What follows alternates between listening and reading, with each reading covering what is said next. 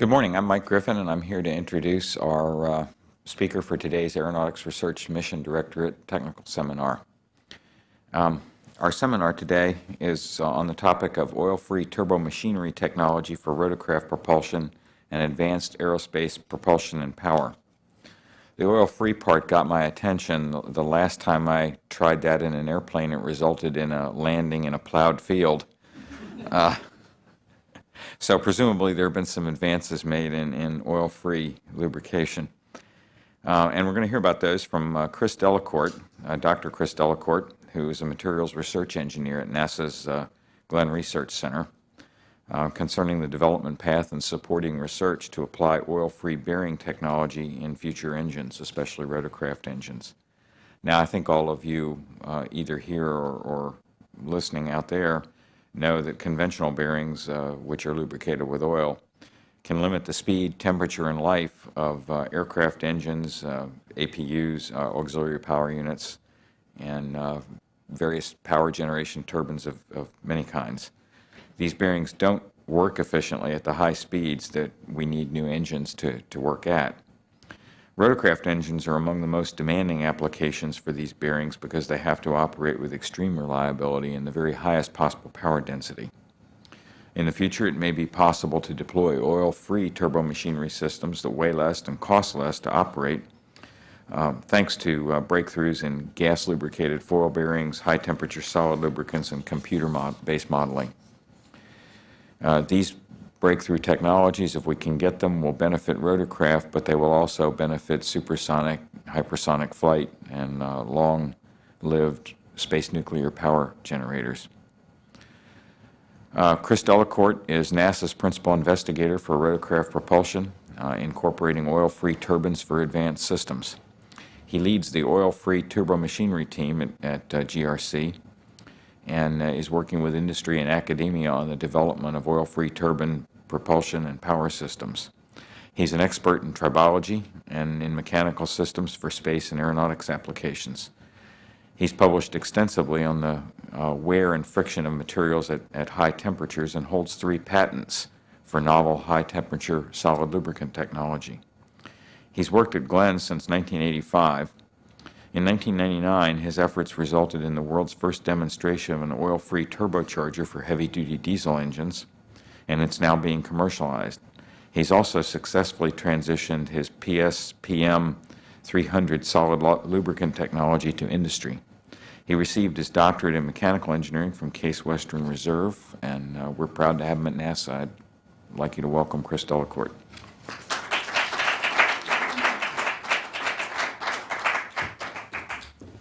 Thanks a lot, Mike. Thanks, Chris. Good to see you. And thank you for coming out. And those of you that are at the NASA centers listening via the link, thank you for taking the time out of your busy schedules to hear what I have to say. That was quite an introduction, and I really appreciate it. You kind of set the stage for what I'm going to be talking about today. First off, I will say that Administrator Griffin was right. When we talk about oil-free turbine engines, we're not talking about just draining the oil out of your aircraft engine or car engine and running it as usual. This is not a snake oil salesmanship job.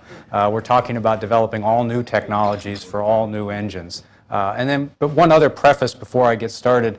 The word tribology may come up during the presentation. It's a word that may be foreign to many of you. It's a fairly new term, only about 30 years old. It's a term that we coined ourselves in the field to represent friction, wear, and lubrication. So if you hear me talk about tribological coatings, you know I'm talking about high-temperature solid lubricants, advanced oils, those kind of things. So with that, I think I'd like to get started. If you could go to the first chart, please, I'd appreciate that.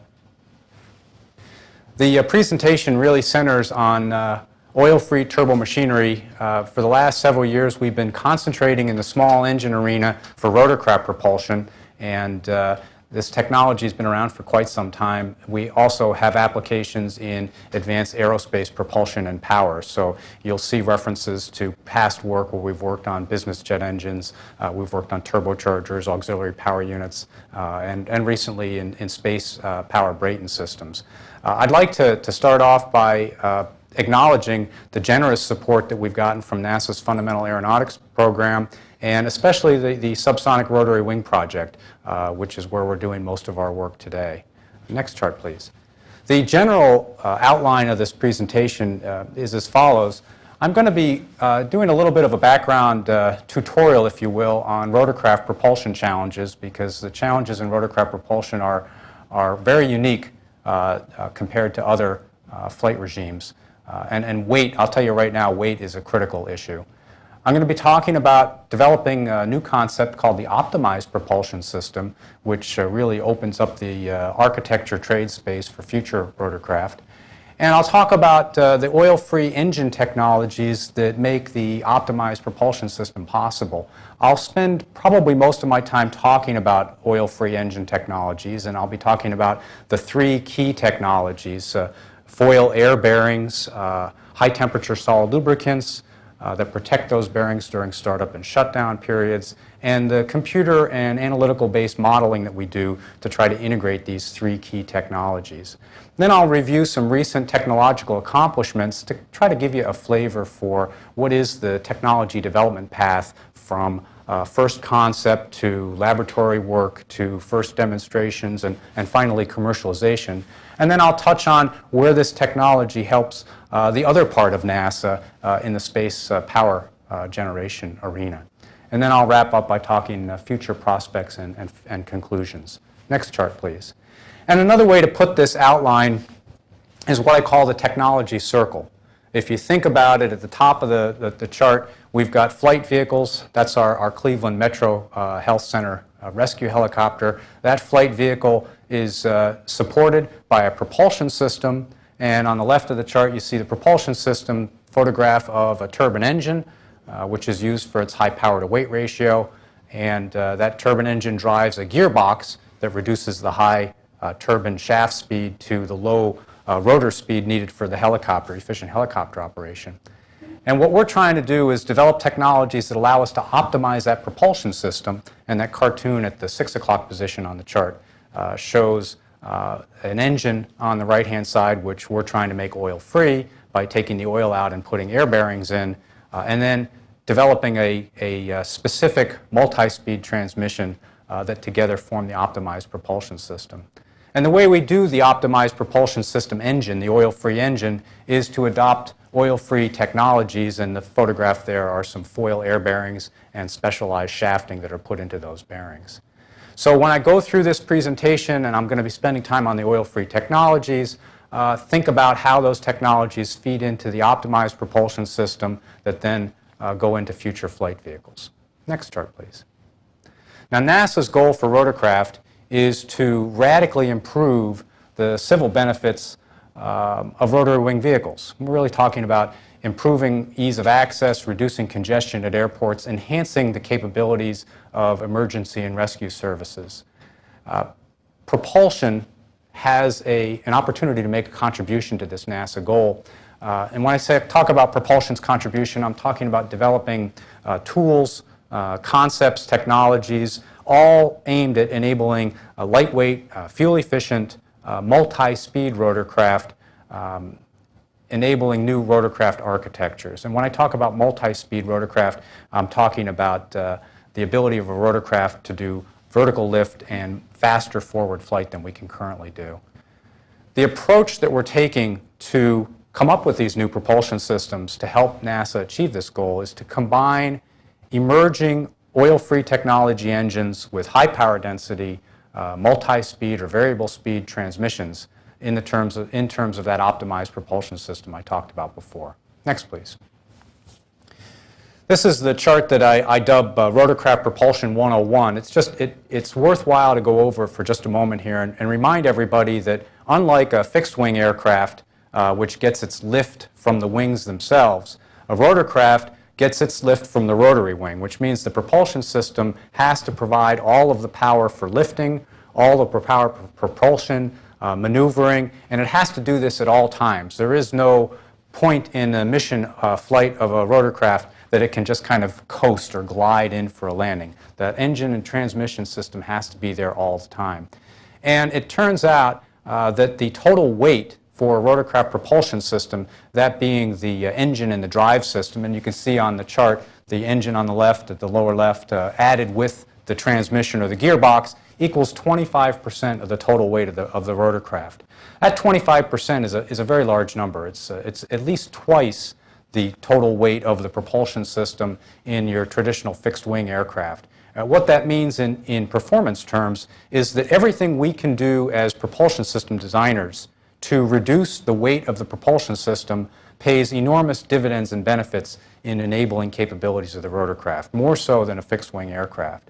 So if we can cut weight out of the propulsion system, we can do a lot more. Next chart, please. So rotorcraft engines, they need to be lightweight, they need to be efficient, they need to be ultimate in reliability, they also need to be affordable. They spend a lot of time flying close to the ground, rotorcraft do. They kick up a lot of dirt and debris, so the engines have to be very debris tolerant.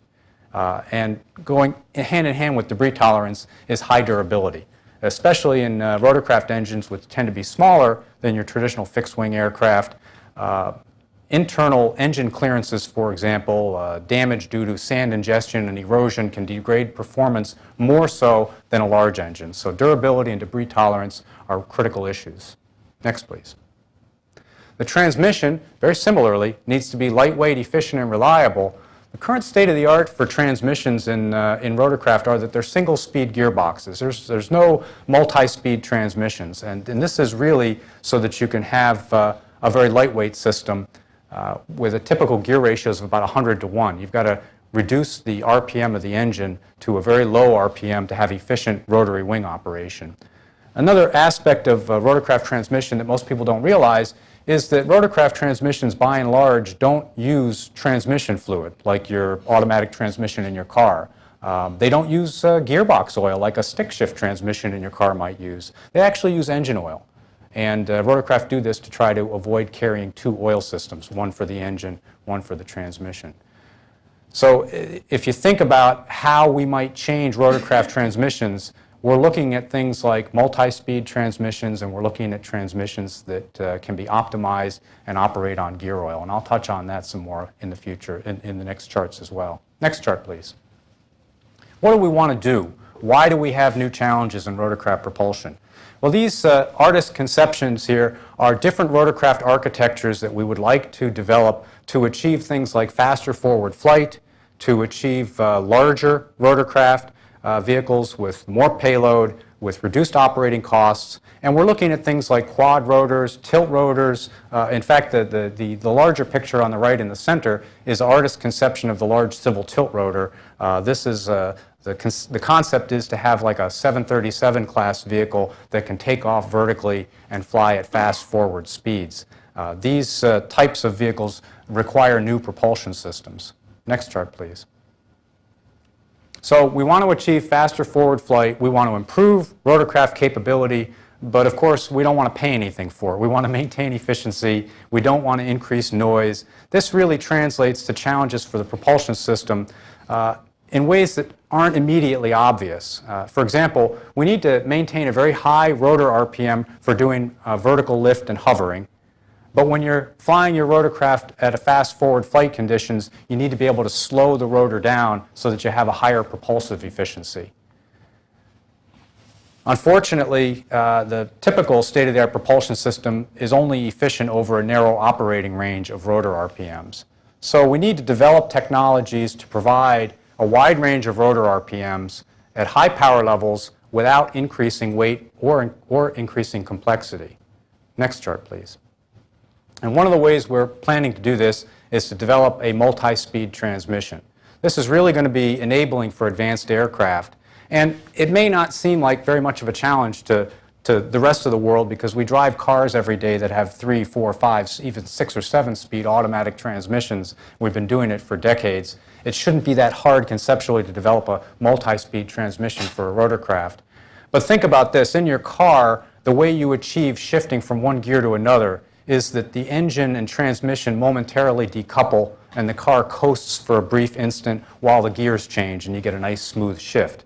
But you can't really do that in a rotorcraft because you've got to be providing high torque levels to the rotor at all times to keep the rotorcraft lifted. So shifting is a real challenge. How would you shift a variable speed transmission? And we've got folks in our transmission group that are working on those concepts now. So we want to develop these multi-speed transmissions. We want to minimize weight penalties. And we really don't have a whole lot to go on in terms of precedence in large rotorcraft. So think about what we need to do in the balance of the propulsion system to maybe reduce the weight in the engine so that we could give the transmission designers a little bit more latitude in developing these advanced transmission designs. Next chart, please. I mentioned this before, and this chart kind of hammers the point home. Today's rotorcraft have a shared oil system. The turbine engine oil supply is used for both the transmission and the engine to reduce weight. If you had to carry a separate oil system for the engine and a separate oil system for the transmission, the rotorcraft propulsion system would get too heavy. This has a tendency to compromise the transmission performance. The engine conditions dictate a thin oil with special additives to protect the oil at high shear rates in the bearings and high temperatures. It also precludes the use of gear-specific oil additives, the sulfur-containing compounds that we typically use in gears to be able to run them at highly loaded conditions. If we're going to develop multi-speed transmissions, we are most certainly going to need a gear-specific oil to meet standards. Next chart, please. In terms of the engines, rotorcraft engines are optimized for operating at one design speed.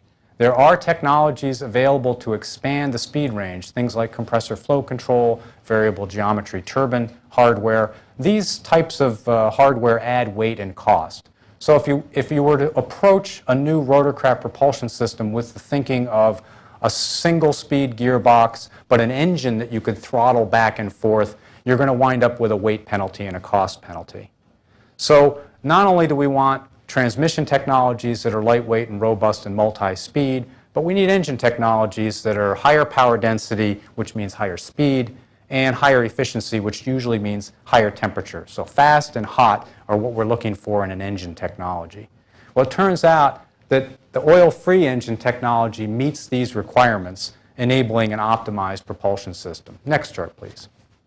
The optimized propulsion system, put simply in this chart, shows on the right a turbine engine not supported by traditional oil-lubricated ball bearings and roller bearings, but rather supported by oil-free foil air bearings, coupled to that high power density multi-speed transmission, which gets the benefit of using its own gear oil that's tailored for the transmission. That's what we're talking about as an optimized propulsion system. The question is, can you really build an oil-free turbine engine to make this dream a reality? Next chart, please.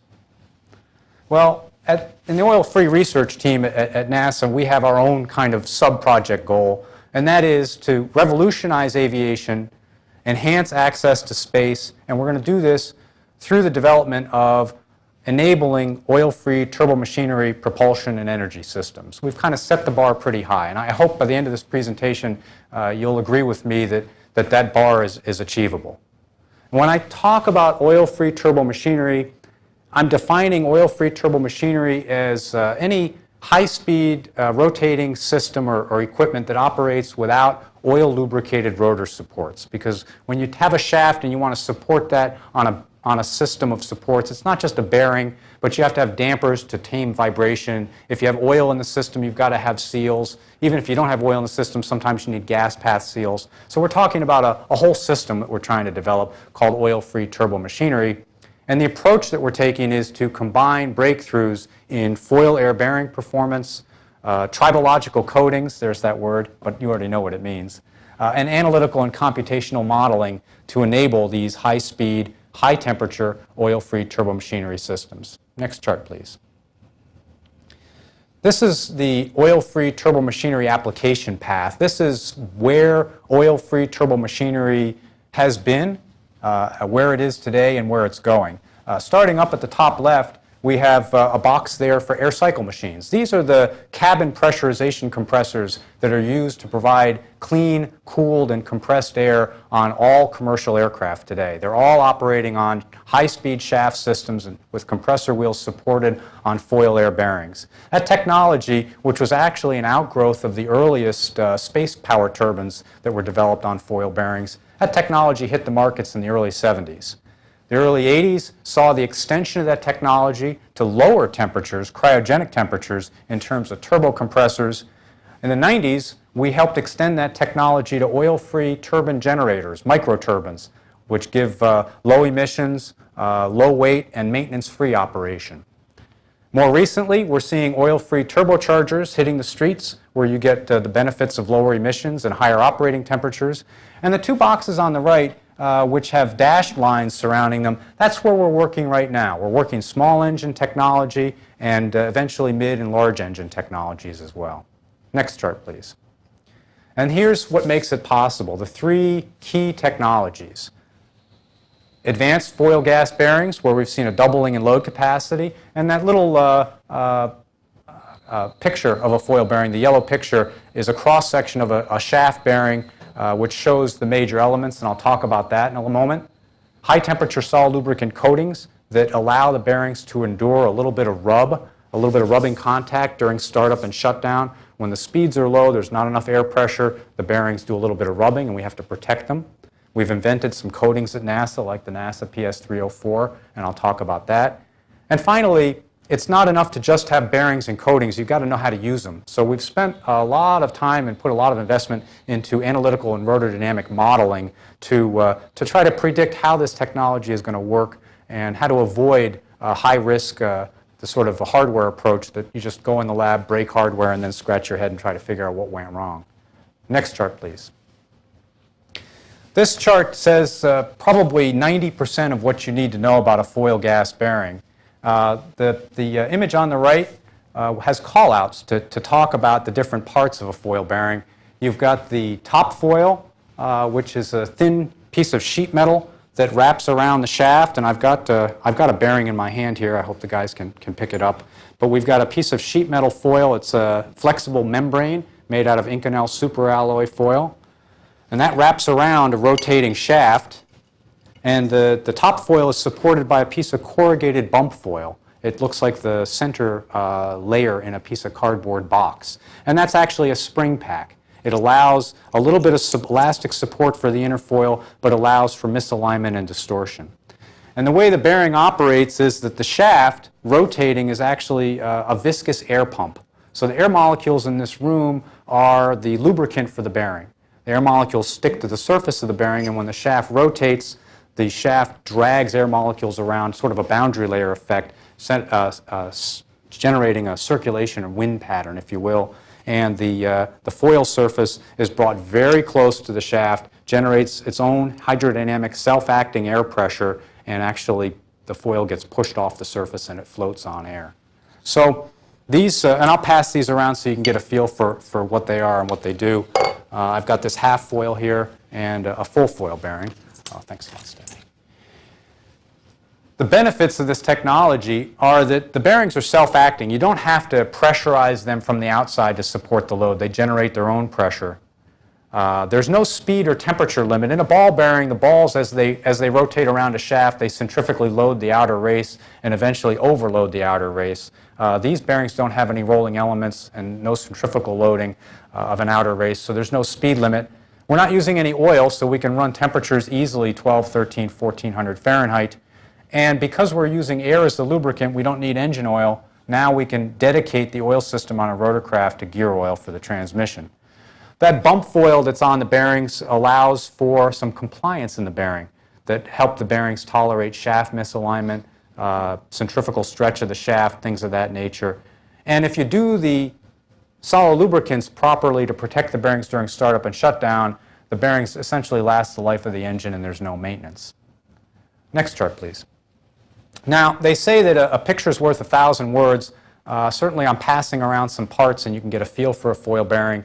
I brought two things with me that would help out even further. I've got an animation that I'm going to show in a moment that shows the assembly of the foil bearing, and we'll put it through its paces, a few start, stop, and load cycles, and you'll see how it works. And after the presentation is over, I've even brought a working bearing prototype with me, and those of you that are here at headquarters will get a chance to try that out. If I could ask the fellows downstairs to start that animation movie, that'd be very helpful.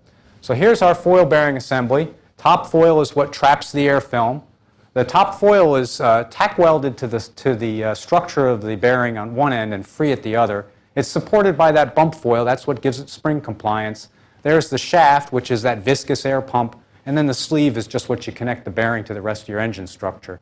So there's a fixed end, and there's also a free end. The other end of the foils are free, and that free end allows the foils to move around and expand as the gas film forms. Now, gas or air enters the bearing at the air inlet. That's going to be pointed out here in just a second.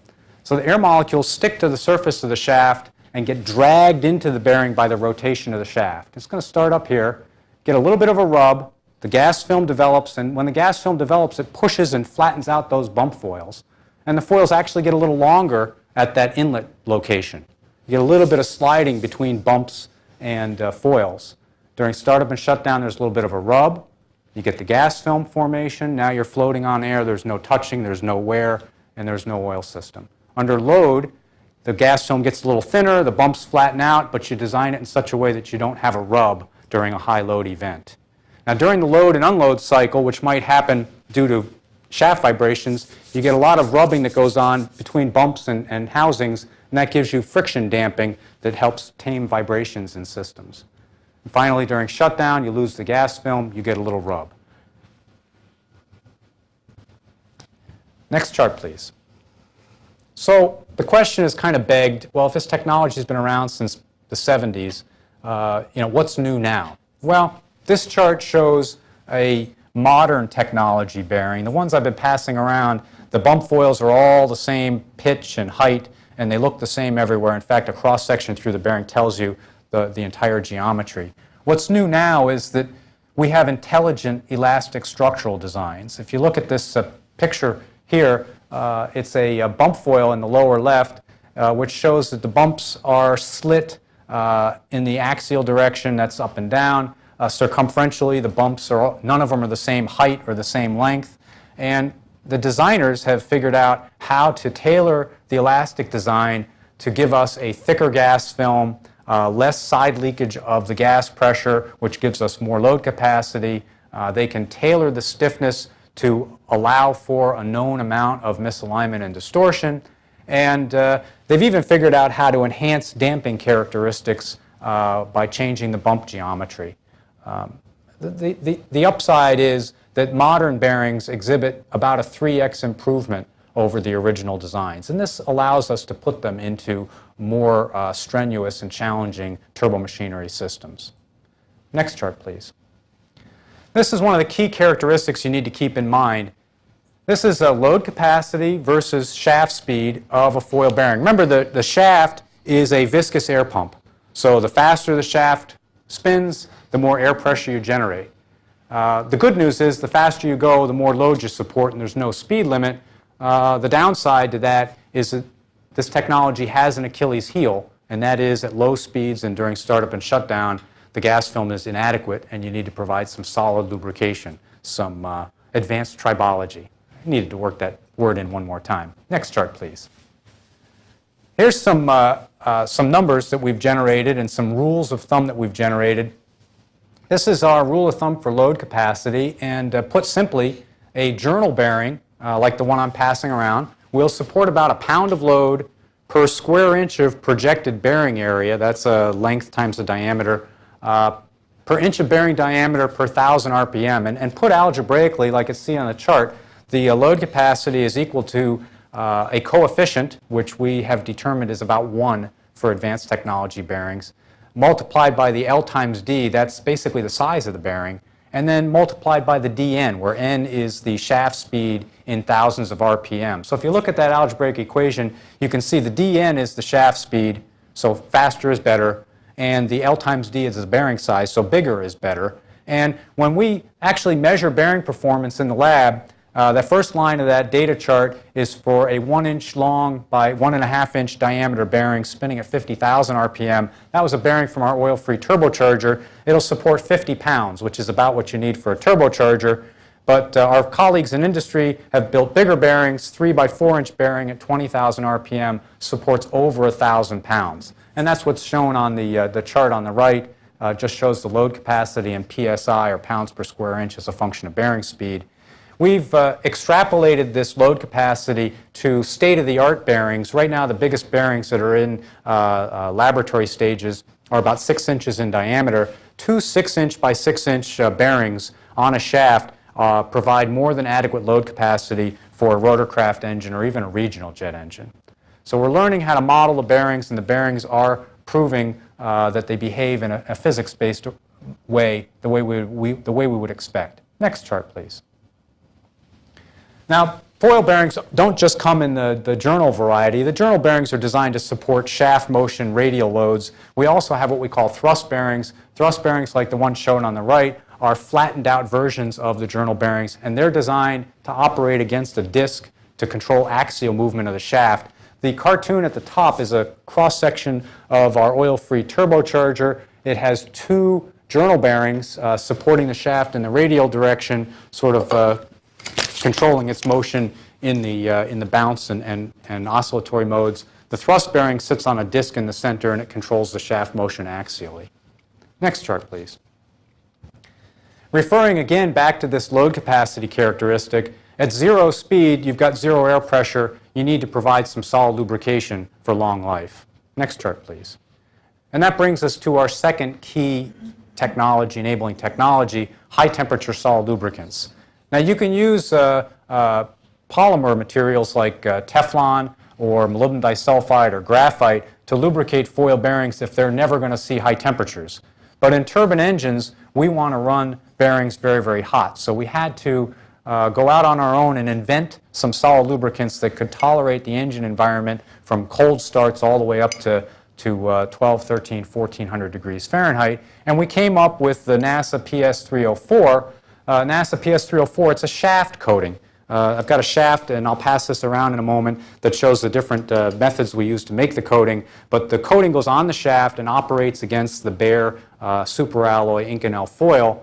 The PS304 was designed and tailored just for foil bearings to provide friction and wear protection. It contains a nichrome binder, a chrome oxide hardener, a high-temperature lubricant, which is made out of fluorides, and a low-temperature lubricant for cold starts, which is silver. And when we combine these constituents together in the form of a composite coating, we wind up combining their performance properties as well. And we have successfully lubricated bearings for over 100,000 startup and shutdown cycles from room temperature to 1200 Fahrenheit. Just to give you an idea of what that means, if we had a rotorcraft operating out of an airport doing 5 flights a day, 300 days a year, after 60 years, we would only have generated 90,000 startup and shutdown cycles. So we're truly talking about building a maintenance-free engine. Next chart, please. And this chart here shows photographs of this, what we call process bar. In order to deposit this coating, we take our engine shaft, we put a groove in the engine shaft to accommodate, have room for the coating. We sandblast the bottom of the groove to roughen it up to get a better bite and adhesion to the coating. Then we thermally spray the coating on the surface. That's basically where you take the powders, inject them into an argon plasma at high temperature. They melt, they splat, they stick, and you build up a thick coating. Then you grind and polish it, and that's your bearing running surface. And I'll pass that around. Thanks. Next chart, please. Just to compare the performance of PS300 type coatings with foil bearings, the lower bar on this graph shows that we can operate from cryogenic temperatures above 600 degrees centigrade. Compare that with traditional oil lubricants, whether they're mineral oils or some of the more exotic synthetic fluids, even the fluorocarbons. They have a much more narrow temperature range. And that high temperature range is what is limiting some modern engine designs. We can't keep the oil cool enough in key locations. So foil bearing technology is actually seeing some early demonstration work in hot sections of engines. Next chart, please. Here's a photograph of one of our bearings in our test lab operating at 1400 Fahrenheit. Certainly, if we tried to use any kind of oil in this application, you'd have a fire on your hands. Next, please. And the nice thing about working for NASA is, on the one hand, we work on technologies that are 10, 20, 30 years out. We don't often see them get used. On the other hand, we're free to publish all of our information, and by getting the message out there that we've invented new technologies, sometimes they get picked up by industry, and it's kind of gratifying when you get recognized for this. In 2003, we received an R&D 100 award for our PS300 materials. We produced a variant of it that is not just a coating, but a solid form material. I've got that in my hand. This is a PM300, powder metallurgy bushing. It's a bronze replacement for motor bushings and conveyor bushings, and it's good to about 1500 Fahrenheit. This bushing material is in commercial use in furnace conveyors and has been for the last 5 or 6 years, saving industrial companies millions of dollars per year. It's also very worthwhile in the steam turbine industry for sliding mechanisms of control valves and things of that nature. So we've spun this technology off in the industry, and it's gratifying to see that we don't have to wait until we develop that new aircraft engine to see our technology paying off. Next chart, please. So we have the bearings and we have the solid lubricants. We could just run in the lab and try them out, but truthfully, many have done that before, and we've broken quite a bit of hardware. We've got a third leg of our stool is analytical and computational modeling to try to understand what this technology is going to do before we actually do it. So we're talking about advances in finite element methods, rotordynamic analysis, where we're trying to determine whether or not a shaft system is going to be stable or whether it's going to excite itself and go unstable. Gas film calculations, what is the pressure inside of a gas foil bearing? What is the film thickness? Are we getting to a dangerous situation where the film is getting too thin and we're going to have a high-speed rub? If you're running a thin sheet metal foil bearing within a 10,000th of an inch of a shaft and you get a disturbance and you get a high-speed rub, you instantly melt all the materials that are in there. And so we see catastrophic failures and they're not pretty. So we want to predict how that's going to happen. The technology is very robust if the system is well behaved. So we do analysis to try to predict things like bearing characteristics. That'd be like spring stiffness and damping characteristics of the bearing. We look at especially mechanical and thermal distortions. As shafts spin at high speeds, they centrifugally stretch. And as temperature gradients get into high temperature engines, you oftentimes will have localized thermal expansion and contraction. We want to make sure the bearing can follow the movement of the shaft and not bottom out anywhere. And again, we also look at rotordynamic performance. These foil bearings have very nonlinear stiffness and damping characteristics, and knowing how they behave under different vibration conditions can lead to more robust systems. The picture at the top right is the gridded out version of our oil-free turbocharger rotor, and the bottom left shows the centrifugal stretch of that shaft at 120,000 RPM. It told us that in the blue areas we were doing pretty good on a pretty flat cylinders for our bearings, but we had a high stress point right at the inside of our thrust collar. We needed to redesign it for that application. Just one example. Next chart, please.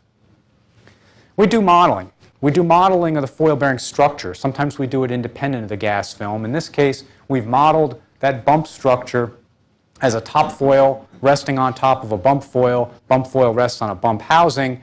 So we're modeling it in a fairly simple fashion as a spring with rigid links for the foil stiffness. And we're also having to pay particular attention to tribology again, things like static and sliding friction for energy dissipation. And any of you who have worked with sliding components before know that it's very hard to predict exactly what the friction coefficient for first breakaway is going to be, and the friction coefficient at different conditions and different frequencies and displacements. So it's highly nonlinear.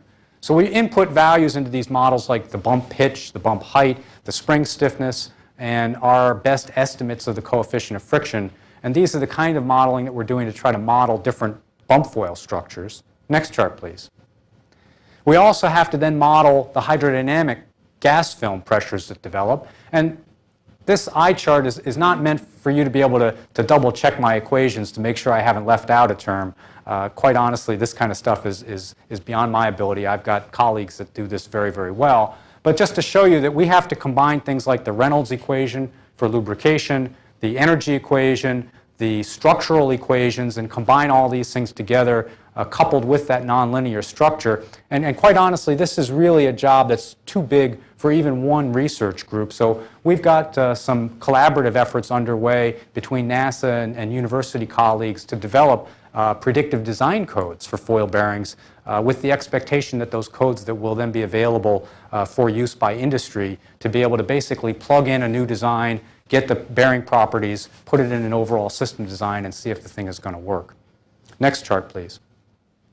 We also do modeling and analysis of experiments. Oftentimes we'll do experiments, get an unexpected result, and by modeling the unexpected result, sometimes we can figure out what went wrong, and from that learn how to avoid it in the future. We had a really interesting catastrophic failure of a foil bearing in a shaft in the lab, and I brought some of the damaged hardware with me. It's kind of neat. We were running a shaft on one of our test rigs with a business jet engine bearing mounted on the shaft. We were running at high speed and high temperature, but a fairly light load, and we were running at steady state conditions. That means we weren't touching anything. We ran for about 9 minutes, and the bearing catastrophically and unexpectedly failed. Just the rig came to a halt just like that, and we took the bearing off the shaft, and we'd actually melted a hole through the side of the shaft. Now this shaft is made out of Inconel superalloy. It melts at about 2,500 degrees Fahrenheit. We were running at 1,000 degrees Fahrenheit.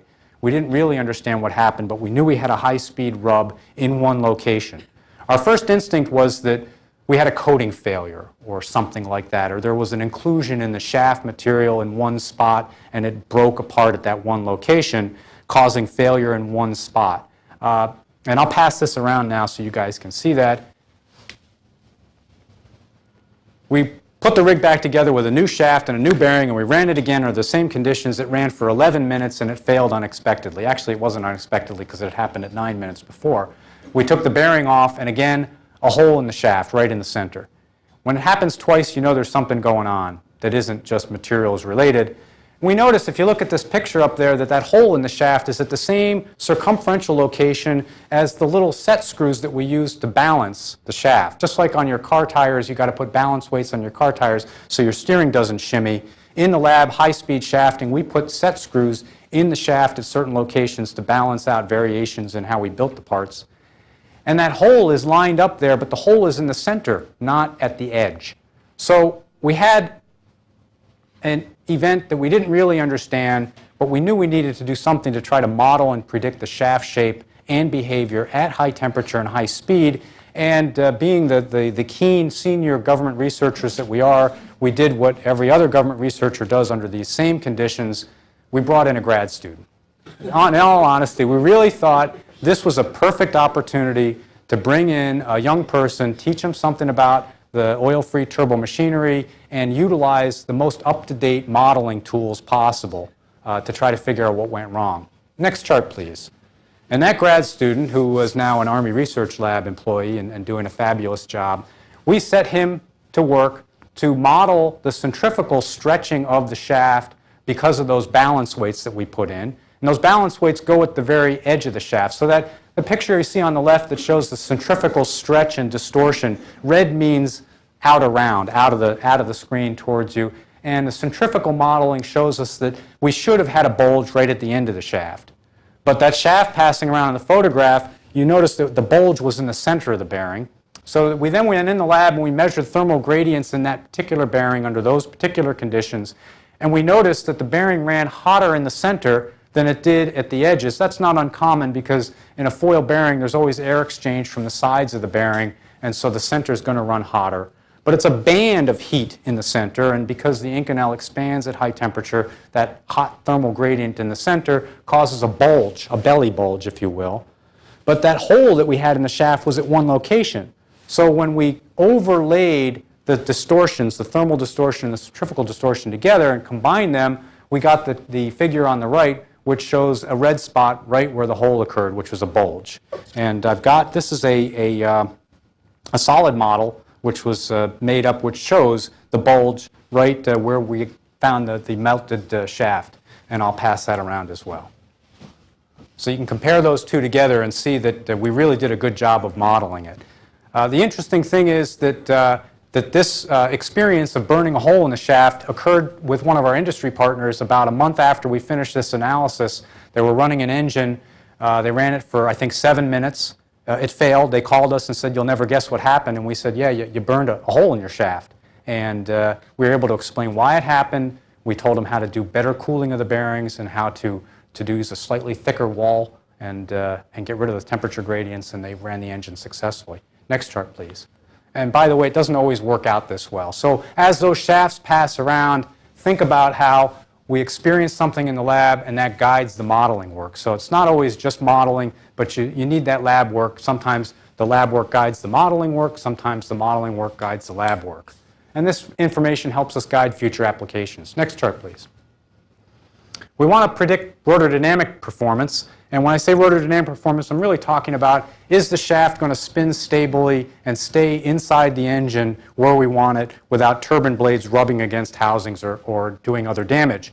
So we model a shaft as a rigid link with a couple of masses we can place at different locations. And those masses are supported on springs, and the springs have dampers built into them, like the picture on the lower left shows. And what we're trying to do is predict critical speeds and natural frequencies. Sometimes we move the masses and the distributions around if we're doing design work. And we change properties of the shaft materials. We change rigidity. We change bearing stiffness and damping, all aimed at figuring out whether or not the system is stable. Now, a rotordynamic system, if you have a shaft, as it goes through its critical speeds, the shaft can bounce up and down as it's rotating. That's the bounce mode. It can conically pitch. That's the pitch mode. Those are rigid body modes. That's the shaft shape stays the same. And at very high speeds, the shaft can actually bend as it's rotating. That's called the bend mode. We try to model these things and come up with an operating map of where these modes occur so that we don't have an operating condition right over one of these modes. Next chart, please. Here's a model of a turbine engine shaft. I think this is from a T700 helicopter engine, showing how complicated the models can get when we want to model real hardware. It's not just one simple shaft with a mass on either end. This has multiple masses for the compressor section, multiple masses for the turbine section, and we'll spin something like this up on the computer with different bearing properties and see how it performs. Next chart, please. This chart shows a plot of bearing speed, or engine speed rather, on the y-axis versus bearing stiffness, spring stiffness on the x-axis. And those three lines there, the first and second rigid body modes are the low end, the pink and the blue. And the green line at the top, that's our bend mode. And what we want to do is pick bearing stiffnesses and operating speeds that keep us inside the safe range, the yellow area. Remember I mentioned earlier, turbine engines typically run over a narrow speed range.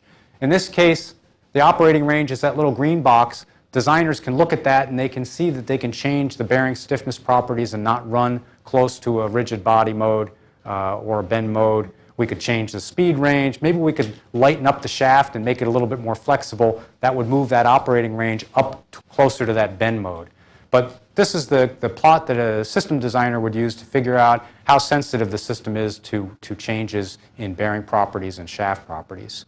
And I'll just point out that most times when you're developing a new system, the plot doesn't come out this nice with all this margin around your operating speed range. Sometimes you run it the first time and you see your operating speed range is right on top of a critical speed. So it's kind of nice when you can do this and have some margin. Next, please. In addition to running on the computer, again, lab work helps drive what we're doing. This is a chart that shows up at the top left is a T700 helicopter engine. Just beneath it is the rotor simulator. That's that shaft. This time we've built it with masses on it that simulate the compressor and turbine. Sometimes we'll spin that in the lab and measure dynamic properties to get that critical speed map. One of the things we're doing most recently is we've actually gotten a hold of a used engine rotor with all the bladed components, and that's what that picture on the right is. It's intentionally blurred because there's some sensitive information that could be gleaned from that. But we're going to take a real engine shaft, we're going to spin it on foil bearings, and we're going to compare the dynamic performance of the real engine shaft to the dynamic performance of our simulated shafts that we usually use to make sure that we're getting similar data. So we have some physical basis and justification for using simulated hardware rather than using real engine hardware. Sometimes it's kind of nice to work on production hardware because you can actually get the real thing and test it. Most of our work is for future systems and we have to sort of simulate and guess what it's really going to look like. Next chart, please. Another thing that we do is we look at bearing system level properties. This chart shows foil bearing tolerance to misalignment and trying to compare it a little bit to traditional bearings. we always say that gas foil bearings, because they're spring-mounted, have better misalignment tolerance than other types of bearings. We did some research recently where we actually proved this. We took a shaft that's over in the middle on the right-hand side. We put it on foil bearings. We put it in the lab. We brought in a laser alignment system, and we aligned the two bearings perfectly. We spun the shaft up and measured its properties, and then we intentionally misaligned the bearing centers, and we ran it again. And we kept misaligning the bearing centers until we started to see distress in the bearings, temperatures going up, friction going up. And what we found is captured in this table, a little difficult to see, but for an angular contact ball bearing or a cylindrical rotor bearing, you've got to keep the thing aligned within a couple hundredths, maybe 2/100ths of a degree or so. The foil bearings tolerated misalignment 5 to 15 times greater than that. What does that mean for us in real terms? What it means is that maybe you can lighten up the structure of an engine so that you make the engine casing a little bit more flexible because you don't have to keep the bearing centers perfectly aligned for a spring-loaded foil bearing. So it's a new design freedom. Next chart, please. We also try to figure out how foil bearings are going to fail. Sometimes it's not just the shaft that fails. Sometimes the bearings fail because they overheat. That's kind of a foreign concept because I spent all that time explaining how you can run the bearings red hot. The bearings can run red hot at steady state conditions, but if they are continuing to get hotter and hotter and hotter, eventually they'll overheat. So you've got to carry some of the heat away, and we do that through conduction and convection with blowing a little air. But since air doesn't carry heat away as well as oil does, we've got to pay attention to heat generation in the bearings. And this chart shows power loss in a foil bearing as a function of speed, and starting at the lower left, when there's zero speed, there's no power loss. The bearing starts to rotate, it's rubbing, there's no air film, the friction and heat build. We get through a power loss maximum rather, as the bearing is just beginning to lift off. The gas film generates, the friction drops way down, and we get into what we call the desirable bucket, where that power loss minimum is. What we'd like to do is operate our bearing to the right of that power loss minimum, where the change in power loss as a function of speed is fairly broad, and faster speed increases the power loss a little more. That way, if you're running an engine and it slows down a little, the bearings get cooler, not the other way around. We try to avoid that steep region. Just try to keep in mind, power loss equals friction heating equals distress. Next chart, please. We took and sort of did a cartoon of that real data, and we plot here specific power loss in watts per square inch as a function of shaft speed. The red are the no-go areas. We found that we cannot cool a foil bearing if it's generating in friction more than 100 watts per square inch of heat. So there's a ceiling at the 100 watts per square inch line. We know we can't run a foil bearing below the liftoff speed where it's rubbing because it'll wear out the solid lubricants. So that's that line on the left. And we know we can't run so fast that the shafts come apart from centrifugal loading. So there's a shaft strength limit on the right. We put in our power loss bucket, and we kind of map out the undesirable operating points where it's very, very steep behavior, and where if you have a little drop in speed where things would get hotter, bearings get tighter, that slows the system down even further and you get a thermal runaway. We like to operate to the right in the desirable operating point range. So the concept here is a turbine engine designer would plot his idle speed and his operating speed on this characteristic line for the bearing that he's going to run and see where he is and how much margin he has. This doesn't go quite far enough. Next chart, please. We've since extended this concept to 3 dimensions where we plot power loss versus speed and load into the page and get a response surface curve. Now a designer can put runway shock loads at high speeds and low speeds. He can put maneuver loads at high speeds, and he can plot out where he is on that design operating space. This is very similar to what a compressor designer does when designing a new compressor for a turbine engine, where he'll have surge, he'll have different operating points and efficiency lines. All of these tools are here to try to guide application of this technology. Next chart, please. So we have these 3 key technologies, and the question is, how do we use them? Next chart. We have test capabilities at Glenn where we have bearing rigs, we've got coating facilities, we've got some oil-free engines that we operate for long-term durability, we've got the ability to run bearings at high pressure and low pressure, and we've got rotor rigs to prove out this bearing technology at a system level perspective. Next, please. We've developed a 4-step application process where this is sort of a how-to. How do you develop a new oil-free turbomachinery system, where step 1 is doing a conceptual design, step 2 is doing bearing testing, make sure the bearings perform the way you expect. Step 3 is the rotordynamic system simulation to look at the system level properties like misalignment, critical speed maps. And then step 4 is the oil-free technology demonstration. And what we've shown is that if you follow methodically these 4 steps in this order, your likelihood of success is very, very high. We've seen a lot of failures in industry over the years historically with this technology, and we find that they usually skip one of the steps. When we look at systems that have been successfully deployed, we see that the industrial counterparts, our colleagues in industry, have followed all 4 of these steps. Sometimes they don't follow them in order. They have failures. They have to go back and do a step over again if they skipped it. But this process works, and I'll show you an example of where it's worked. Next chart, please. We did an oil-free turbocharger. It was based on a truck engine turbo. This is a cross-section of the turbocharger. 2 foil journal bearings, 2 thrust bearings, the NASA coatings. It was a hollow, rigid rotor. Next, please. You might be wondering why we did an oil-free turbocharger, and the reason is shown on this chart.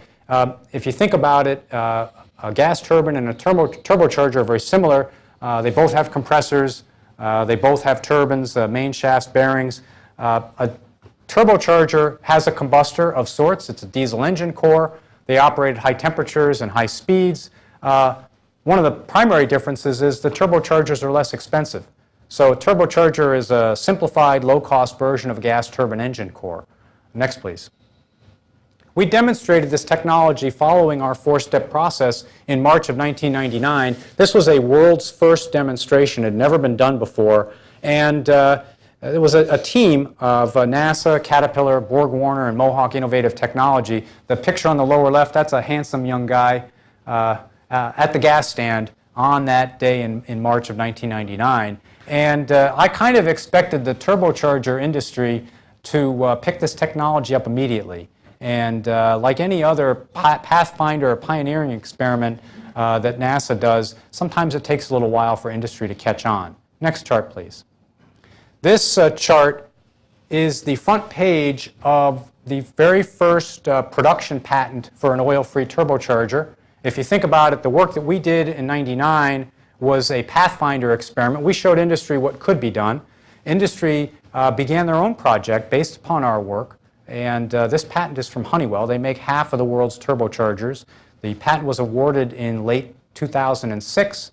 It uses low-cost, high-volume bearings. In other words, the bearings designed for high-volume manufacturing.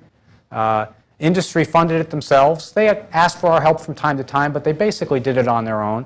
And this patent is their protection and shows how they overcame integration problems for putting this in automotive applications. The reason this demonstration and this patent is important is it shows how NASA technology gets into the marketplace. And one step further than that, this use of foil bearing technology in a high volume automotive application will push the foil bearing technology forward much more than any government funded program could do. So as millions and millions of these turbochargers hit the streets, people become familiar with them, more design codes, more technologists, it'll be that much easier to spin this technology back into helicopter engines. Next, please. We've also worked on foil bearings for very light jet applications. This particular application was a biz jet application where we developed a foil bearing for the core section of a business jet. The chart on the right shows how we tested it at ground idle conditions, at takeoff speeds from ambient to 1,000 Fahrenheit over the whole range of maneuver loads, and the bearing proved itself capable of handling the entire range. This engine did not go into production, however, next chart please. This bearing was taken from this project and put into the hot section of a Navy drone turbojet engine. This work was done by Williams International and Mohawk Innovative Technology, And if you go on their website, they talk in glowing terms about how well it worked. This is the engine that they failed the first time by burning the hole in the shaft. They don't like to put that on their website, and rightly, they probably don't need to. But it's a good example of where the government research helps the industry folks, and now they're taking this technology further and making that technology available. Next chart, please. So if we think about target aero propulsion applications, we've got rotorcraft applications, we've got subsonic jet applications, and higher speed flight like supersonic business jets and hypersonic jets. I just want to touch briefly on the value of this technology in other vehicle sectors. Next chart, please. If you think about a system benefit like weight reduction, maintenance reduction, heat rejection, and frontal area drag, that has different benefit levels for different vehicles. If you look for rotorcraft, I mentioned before, weight reduction is key, maintenance reduction is key, heat rejection not such a great importance.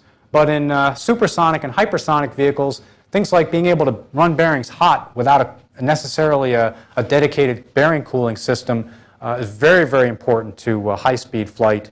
Reducing frontal area drag, very important to high-speed flight, as is weight reduction. So we're seeing this technology now placed in key locations in hypersonic-type flight vehicle propulsion systems. In terms of subsonic fixed-wing aircraft, the concept of building an engine that requires essentially no maintenance means that you could put lots of engines on a wing that were low-cost, line-replaceable units, and maybe enable things like blended wing body and distributed propulsion, multiple engines. Next chart, please. In terms of space applications, you knew I'd get there sometime. It turns out foil bearings got their start as the bearing type of choice for closed Brayton cycle turbines to try to avoid oil contamination of the high-temperature inert gas stream. This chart shows artist's conception of the Jupiter Icy Moon Orbiter and fission surface power, which is the project that's being worked today. Next chart, please. The concept here, which is shown in this schematic, is to use a heat source, either a nuclear reactor or a solar concentrator, to heat an inert gas. The inert gas goes through a turbine, comes out of the turbine, goes through a cooling system, through a compressor, and back into the heat exchanger, or even into a nuclear reactor directly. For this reason, oil lubrication, contamination of the working fluid, is not something that can be tolerated. The foil bearings, which can operate on the inert gas for these applications, is the ideal solution. And we've taken this concept even further than just the cartoon stage. Next chart, please. At NASA Glenn, we have something called our oil-free space power turbine demonstrator. We call it our dual-loop capstone demonstrator. And the schematic on the left shows the piping arrangement. The picture on the right shows it in the test cell. It's essentially two oil-free 30-kilowatt microturbines that have been modified. We took the combustor out and replaced an electric heater to heat the gas as the heat source. So the gas is heated, the hot gas goes through the turbine, generates electricity, then it goes through a cooler and it goes in a closed loop. The beauty of this system is that it's a turnkey system that you turn it on. As long as you're providing heat, the thing is going to run and generate electricity. There's no oil to change, there's no maintenance. So if you're going to do fission surface power and generate lots of electricity for years at a time without any kind of human intervention or maintenance, this is really a key technology. Next chart. So if you think about, what is the future? Well, oil-free turbomachinery technology has future applications in lots of places. Rotorcraft, where we've got the high temperatures and the high power density engines enabling new architectures. Next chart, please. Supersonic, business jets, fixed wing, hypersonic flight, all of them benefit from bearings that can run faster and run hotter and require less maintenance. And here's some examples of where you might see that technology, ranging from business jets that are in flight certification all the way to some concepts for blended wing body and hypersonic vehicles. Next chart, please. And finally, lest we forget the contributions that we can make in the space power and space propulsion arena, these technologies had their genesis in these space areas, and now that we've developed them further for other applications, we have the opportunity to reapply them in space power and propulsion to enhance that part of our mission. Next chart, please. So just to conclude, we've achieved breakthroughs and technology advances in the three key technology areas: We've developed and we've proven a method for technology application and transition.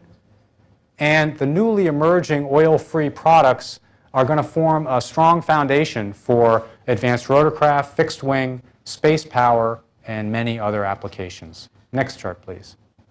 I'd just like to thank you for your attention and also give special thanks to my oil-free research team, the Rotary Wing Project, Fundamental Aeronautics, and the folks at Glenn in the graphics office that helped me put this presentation together.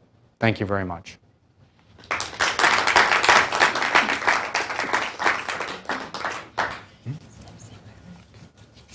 Good afternoon. I'm Beth Dickey with NASA Headquarters Public Affairs, and I'll be moderating the question and answer session this afternoon. We do have someone with a microphone, so if you would please wait for that microphone, give your name and tell us where you work, that would be wonderful. Any questions here at Headquarters? Oh, we've got to have one. There we go, right here. Yes, my name is Mike Dudley. I'm a detailee here at headquarters in ARMD. And you mentioned, or you discussed a couple of times, thrust bearings, but I didn't see the geometries for that. Could you briefly describe what the geometries are, and are there any significant limitations relative to conventional bearings? Sure. The thrust bearings are actually, it's a very active research and development program that we have. The thrust bearings are essentially small wedges, and the wedges are made of small pieces of top foil with bump foils behind them, kind of like little ramps. And the thrust disc spins against those ramps and generates little pressure pockets that float the thrust bearing foils off the surface of the disc. Thrust bearings are a little bit different than journal bearings in terms of their performance. They generally have less load capacity than a journal bearing because there's more gaps in them. But on the other hand, in an oil-free turbomachinery system, it's not terribly difficult to use cavity pressure balancing to minimize the amount of thrust load that you need to support. So we've spent most of our time in the past 20 years studying the journal bearings because the journal bearings control rotor dynamics. We've now got an active program in thrust bearings to control the axial motion as well. The physics is the same, but the engineering is a little bit different. This is A.J. Misra in the Fundamental Aero program. What are the major challenges in the foil bearing as you go from small engines to large engines? I think it's a good question. These are not retrofit devices. If you really think about it in the most physics-based fundamental terms, the gas film is what's separating the thin sheet metal foil from the moving surface, the shaft surface. And that gas film has limits of how much pressure that you can generate because you can't run films that are too thin or you'll get rubbing of asperities. You can't run gas films that are too thick or you'll lose gas pressure out of the edges of the bearing. And so we're always working with gas pressures in the bearings on the order of tens of pounds per square inch, 50, 60, 80 psi. And so the amount of shaft load that you can support for a bearing of a given size is limited. In fact, the load capacity of a gas foil bearing is typically nearly an order of magnitude lower than a traditional ball bearing of the same size. However, as the speed goes up, the load capacity of the gas bearing gets higher, the load capacity of the ball bearing drops. And so what you have to do is not think about taking a large engine as it currently exists and taking the ball bearings out and putting in a foil bearing of the same size. You have to think about redesigning the engine itself, perhaps having an engine with a smaller compressor and a smaller turbine that runs at a higher RPM that has foil bearings that are a larger diameter. So we're not advocating taking a Pratt & Whitney 4000 or a GE 90 engine and making it oil-free. We're really interested in seeing how far we can push the foil bearing technology in high-speed engines that are maintenance-free and possibly using multiple engines in place of one or two large engines. Any other questions here at headquarters? Up in the back? Are you looking at magnetically suspended bearings as another way of avoiding oil? Yeah, that's a And very... how does it compare to... That's a very good technology? question. There has been a lot of active research in electromagnetic bearing support for the past 30 or 40 years. And in fact, we had an active program in that at NASA Glenn for some time. The main emphasis at NASA is high temperature and flying these bearings. So weight is critical and volume is critical. And what we have found with the electromagnetic bearings is that there are really significant benefits to being able to control actively things like stiffness and damping and shaft position of a bearing. And you can't really do that with a foil bearing. It's a passive device.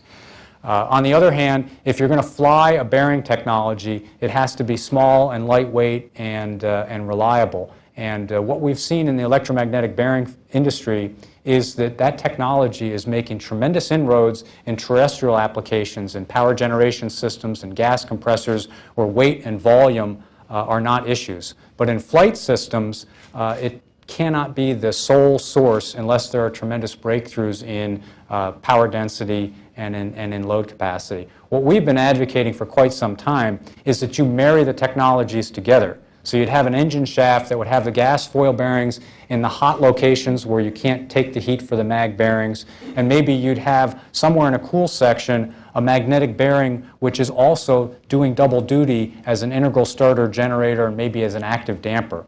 So I see the future of these technologies kind of merging together, where you'd have a small magnetic bearing that would float the shaft during startup and shutdown, so you wouldn't need as much of a solid lubricant, and providing generation capacity on the shaft. So it's not really an all or nothing thing, as some might think, but really where the future rests is probably a marriage of those technologies.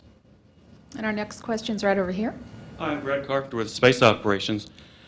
These designs all use shaft motion to entrain a lubricating gas motion. That's a good way to put it, yeah. But would you enlarge your performance envelope at all by introducing a forced gas flow? Yeah, what you're talking about is hydrostatically floating the shaft, and we have done work with what we call hybrid foil bearings, where you have a gas bottle or a compressor and nozzles that float the shaft to add some load capacity. And that concept works.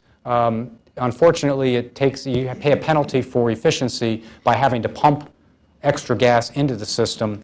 And if you try to do too much of your load support with pressurization, you get into situations of instabilities, gas instabilities like pneumatic hammer, where the shaft will actually start bouncing around because it's pressurized. So the hydrostatic concept, again, intuitively, it looks like it would be easy, but you don't have much damping coming out of the gas film. We use hydrostatic bearings that are oil lubricated because if a shaft tries to go unstable and bounce around, the oil forms a squeeze film cushion and damps out the vibration. But with a hydrostatic bearing where you're pressurizing it, you can really get it bouncing around pretty heavily. All right, now we'll take a question from NASA's Glenn Research Center. Glenn, go ahead with your question.